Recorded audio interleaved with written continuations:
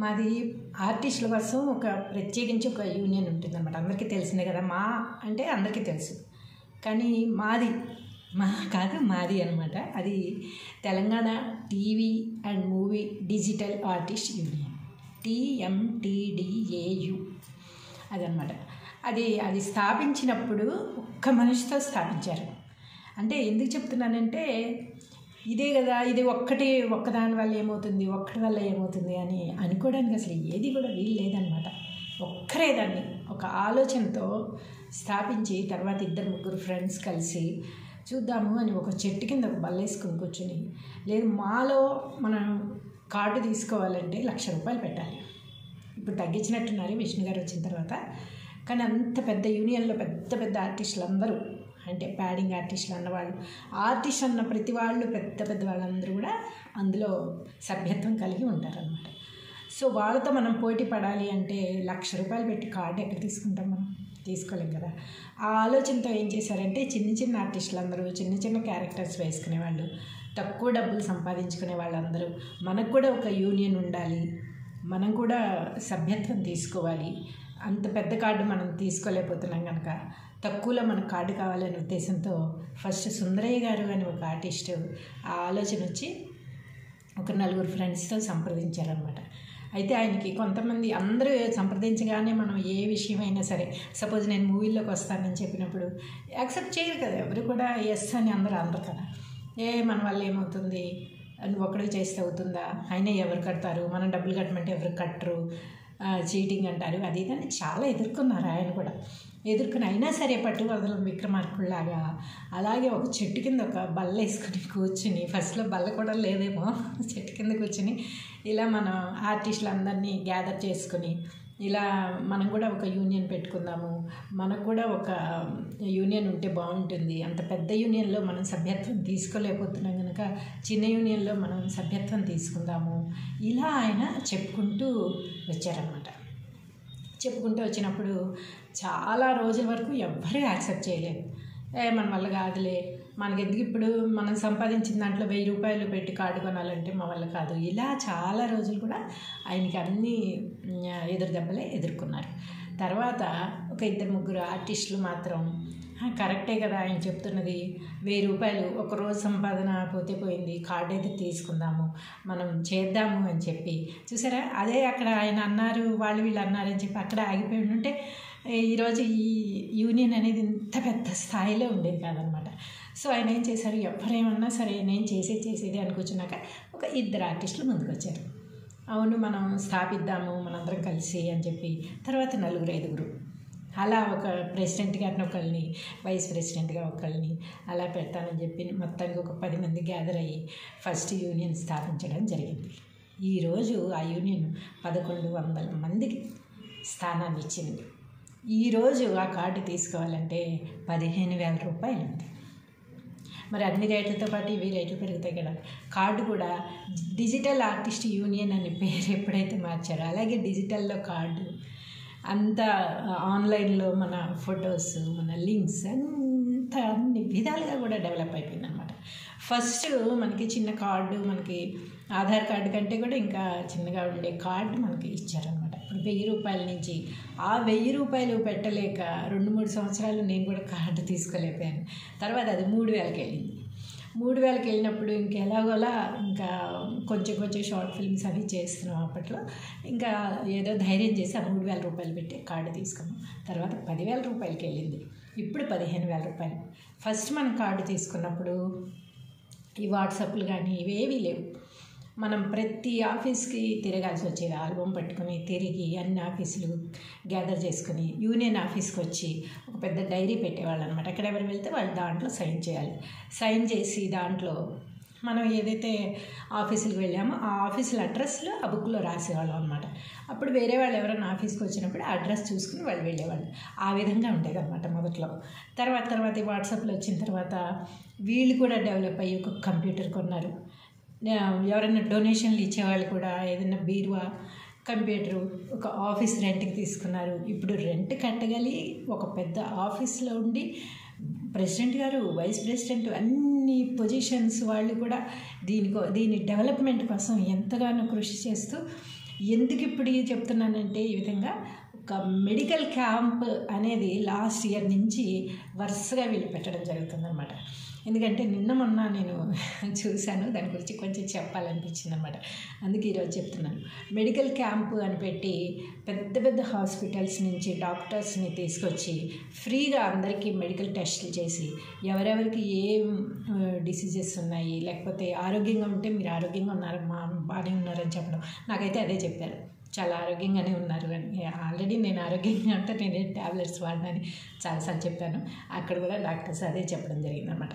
So కానీ ఆ టెస్టులు చేయించుకోవాలన్నా కూడా మనకి ఈసీజీ దగ్గర నుంచి అన్ని టెస్టులు వాళ్ళు ఫ్రీగా చేసి కొన్ని మెడిసిన్స్ కూడా వాళ్ళే ఇచ్చి, అంటే వీళ్ళు వాళ్ళని కాంటాక్ట్ అవ్వకుండా రారు కదా వాళ్ళు.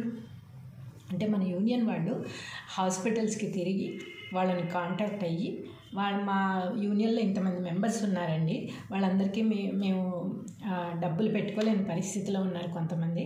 సో వాళ్ళ లోపల ఏముందో తెలియదు, ఆల్రెడీ ఉన్నవాళ్ళు చూపించుకోలేకపోతున్నారు, సో మీరు చెయ్యండి అని వాళ్ళు అడగబెట్టి వాళ్ళందరూ ముందుకు వచ్చారనమాట.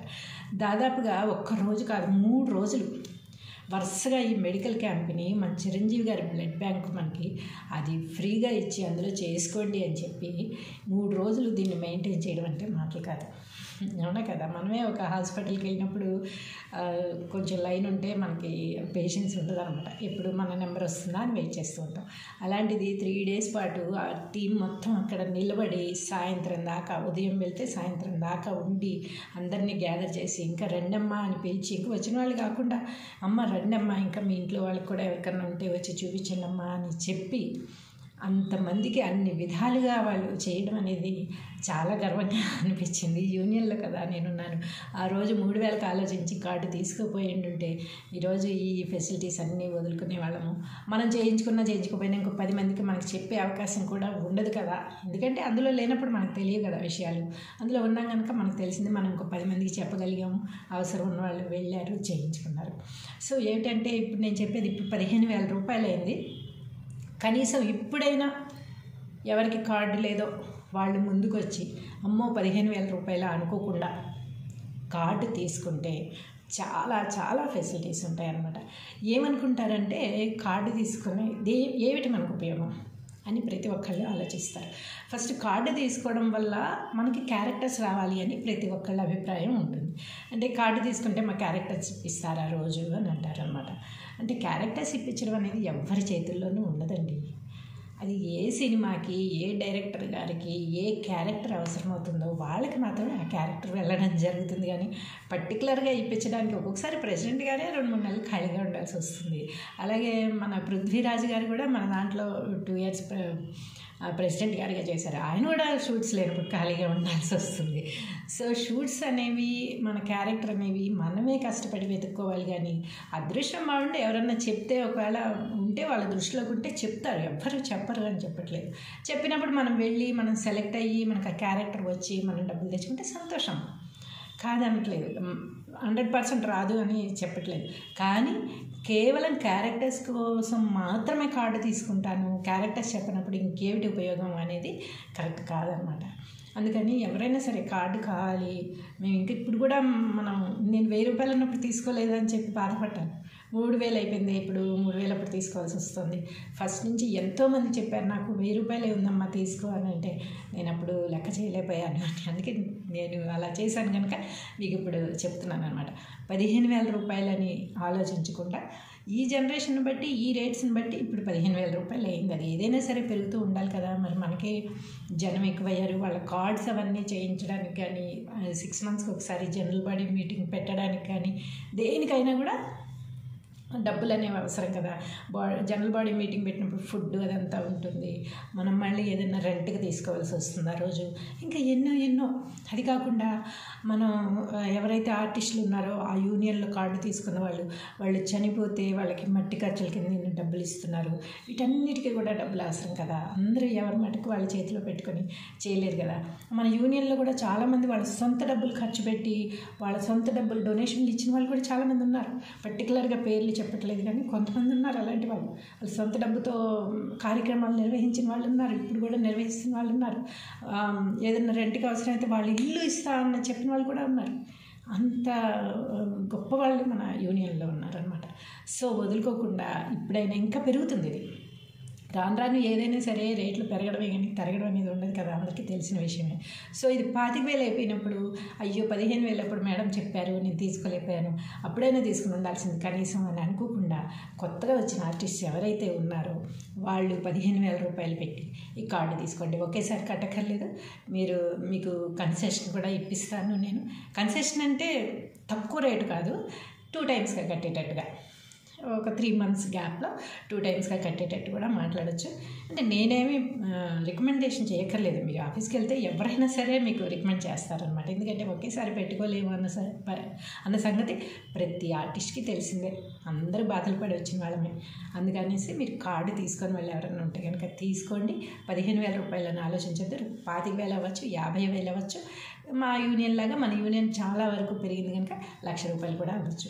మీరు ఆలోచించండి, ఒక్కరితో ప్రయాణం మొదలైంది 1000 మంది అయ్యారు ఇప్పుడు. మా యూనియన్లోనూ 1000 మందే ఉన్నట్టు మన యూనియన్లో కూడా 1000 మందే ఉన్నారు.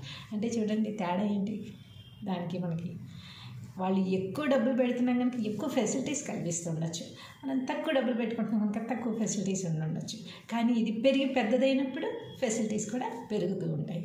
కాబట్టి ఆలోచించకుండా ఇంకా మీరు ఎవరు కార్డు తీసుకోలేదో వాళ్ళు గ్యారంటీగా 15,000 రూపాయలు 2 సార్లుగా కడతామండి అని చెప్పి బతిమాలుకొని అక్కడ కొంచెం రిక్వెస్ట్ చేసుకుని 2 సార్లుగా కట్టేటట్టుగా మాట్లాడుకొని కార్డు మాత్రం కంపల్సరీగా తీసుకోండి. ఎందుకు చెప్తున్నానో అర్థం చేసుకోండి. కరోనాలో వీళ్ళు చేసినంత సహాయం ఇంకా ఎవ్వరూ చేసి ఉండరేమో.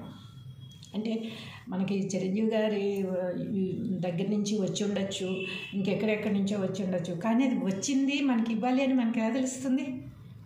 మన యూనియన్ లేకపోతే ఇచ్చింది వాళ్ళే, అయినా కూడా తీసుకొచ్చి మనకి ఇవ్వాలి అని ఏముంది? మన యూనియన్ ఉండబట్టి మన యూనియన్ వాళ్ళు కష్టపడి అక్కడికి వెళ్ళి ఇక్కడికి వెళ్ళి వాళ్ళని అడిగి వీళ్ళని అడిగి గ్యాదర్ చేసి చిరంజీవి గారు ఇచ్చినవి, వాళ్ళు ఇచ్చినవి, బయట వాళ్ళు ఎంతోమంది ఇచ్చిన సరుకులు కానీ ఏవైనా సరే మాస్కులు కానీ ఫెసిలిటీస్ చాలా వరకు మనకు కల్పించి మనకి వెళ్ళలేని వాళ్ళకి ఇళ్ళకు కూడా తెచ్చి చేసిందంతా కూడా మన యూనియన్ వాళ్ళంతా చాలా బాగా కష్టపడ్డారు అనమాట.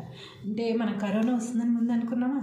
1000 రూపాయల కార్డు తీసుకున్నప్పుడు 3,000 కార్డు తీసుకున్నప్పుడు మనం అనుకోలేదు కదా ఏం ఫెసిలిటీస్ ఉన్నాయి, ఊరికే సినిమా క్యారెక్టర్లు చెప్పరు ఏం చెప్పరు ఎందుకు అని అనుకున్నాం. కానీ కరోనా వచ్చినప్పుడు ఇంతగా సహాయపడారు అంటే మన ఫ్యూచర్లో ఇంకేమేమి వస్తాయో, అంటే ఏవి రావద్దని కోరుకుంటున్నాము, అవి రావాలని కాదు, వాటికి ఏదో ఎవరి మీద ఆధారపడాలని కాదు.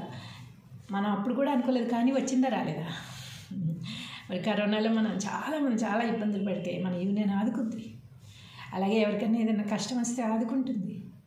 మనకంటూ మన ఫ్యామిలీ ఉంటే మనకి ఎలా ఉంటుంది? ఎవ్వరూ లేని వాళ్ళు, ఒంటరిగా ఉన్న వాళ్ళు ఎలా ఉంటారు? ఇది కూడా అంతే అనమాట. మనకంటూ ఒక యూనియన్ ఉన్నప్పుడు మన కష్టం వచ్చినప్పుడు మన యూనియన్లో చెప్పుకుంటే వాళ్ళు ఆదుకుంటారు. ఒక్కళ్ళే 1,00,000 రూపాయలు తెచ్చి ఇవ్వలేకపోవచ్చు, మీకు అందరూ గ్యాదర్ అయిపోతారనమాట. అందరూ కలిస్తే ఏముంది, తెలియదేముంది, ఇంకా ఐకమత్యమే మహాబలం, తెలిసింది కదా మనకి. కాబట్టి మన యూనియన్లో కార్డు తీసుకోవడం వల్ల చాలా ఉపయోగాలు ఉన్నాయి. అవి ఏమిటి అనేది నేను చెప్పను కూడా. ఇప్పుడు అవి అనుభవించినప్పుడే తెలుస్తుంది. మనకు అవసరమైనప్పుడు ఏదైతే మనం లాభం పొందామో అప్పుడు మాత్రమే తెలుస్తుంది. కాబట్టి ప్రతి ఒక్కళ్ళు కార్డు లేని వాళ్ళందరూ కూడా కార్డు తీసుకోండి, ఓకేనా?